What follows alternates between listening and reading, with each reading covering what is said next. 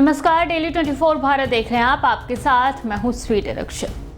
आज हम बात करेंगे महाराष्ट्र। जी हाँ, वही राज्य जहां पे हलचल काफी ज्यादा तेज है, जहां पे राजनीतिक गलियारों में काफी ज्यादा शोर सुनाई दे रहा है।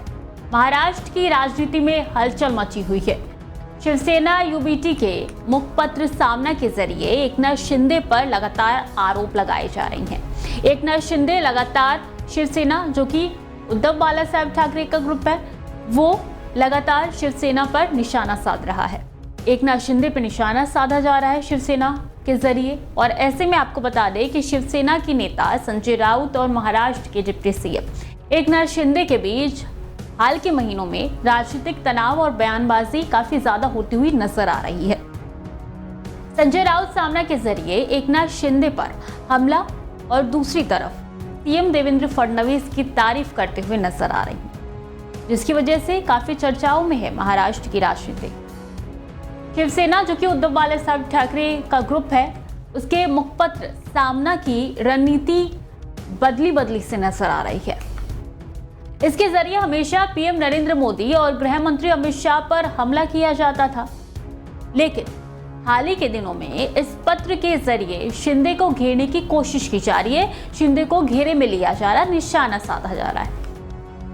मुख्यमंत्री देवेंद्र फडणवीस और उप मुख्यमंत्री एकनाथ शिंदे के बीच संबंध तनावपूर्ण जैसे नजर आ रहे हैं। अभी महाराष्ट्र में दोनों के बीच सब कुछ ठीक नहीं चल रहा, और पिछले दिनों जो एकनाथ शिंदे ने बयान दिया था, उसके बाद से तो कहीं ना कहीं निशाना जो लग रहा था वो उनकी सरकार पे ही साधा जा रहा है। लेकिन अब बता रहे हैं कि संबंध जब दोनों के बीच में ठीक नहीं चल रहे हैं, जिससे राज्य के विकास में बाधा आ रही है। सरकार में संबंध ठीक नहीं है, राज्य में विकास हो ही नहीं पा रहा है। केंद्रीय गृह मंत्री अमित शाह ने शिंदे से वादा किया था कि 2024 के विधानसभा चुनाव में उनके नेतृत्व में लड़ा जाएगा और वो मुख्यमंत्री बने रहेंगे। लेकिन चुनावों के बाद ये वादा पूरी तरीके से नहीं हुआ। वो मुख्यमंत्री नहीं बने, उप मुख्यमंत्री का पद उनको दे दिया गया, जिससे शिंदे को धोखा महसूस हो रहा है। शिंदे का दौर अब समाप्त हो गया है और बीजेपी ने उनकी जरूरत पूरी कर ली है।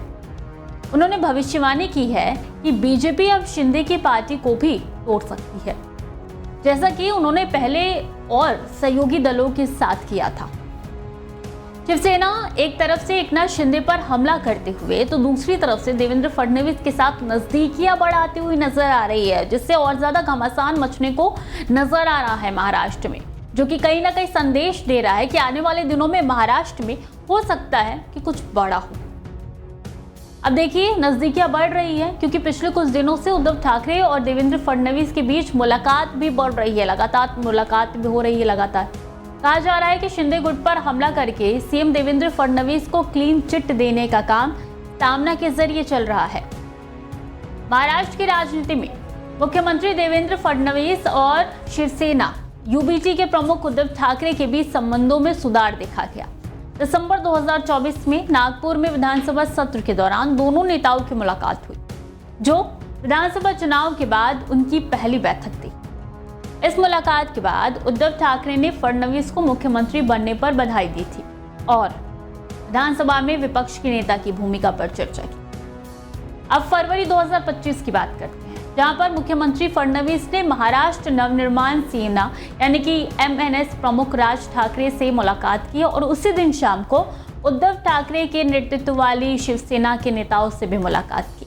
सामना में मुख्यमंत्री देवेंद्र फडणवीस के गढ़चिरौली जिले के दौरे और वहां विकास परियोजनाओं की शुरुआत की सराहना की, तारीफ की गई, जिससे काफी ज्यादा शक बढ़ रहा है कि कुछ तो होने वाला है।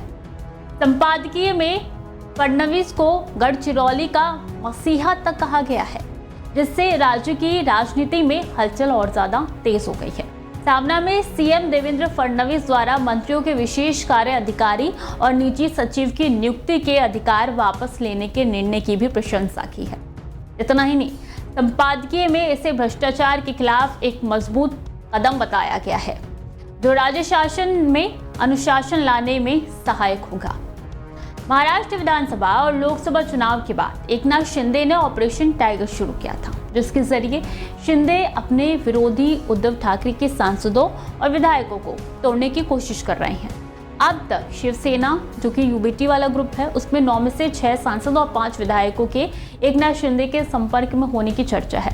ऐसे में क्या एकनाथ शिंदे अलग कुछ कर सकते हैं या फिर उद्धव ठाकरे देवेंद्र फडणवीस के साथ मिलकर अपनी सरकार बनाएंगे?